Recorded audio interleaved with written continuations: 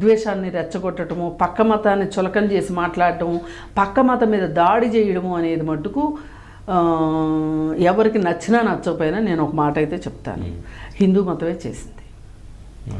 ఏంటి అంటే వాళ్ళు వచ్చారు, ఇది పరాయి దేశం మతము, వాళ్ళు వచ్చి ఈ దేశంలో ఉన్న వాళ్ళని వాళ్ళ మతంలోకి తీసేసుకుంటున్నారు హిందువుల్ని అని మాట్లాడుతున్నారు. వాళ్ళు హిందువులు అని మీకు ఎప్పుడు అనిపించింది?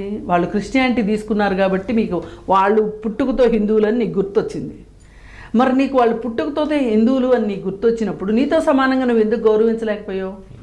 నువ్వు వెళ్ళే గుడికి వాళ్ళని ఎందుకు రానివ్వలేకపోయావు?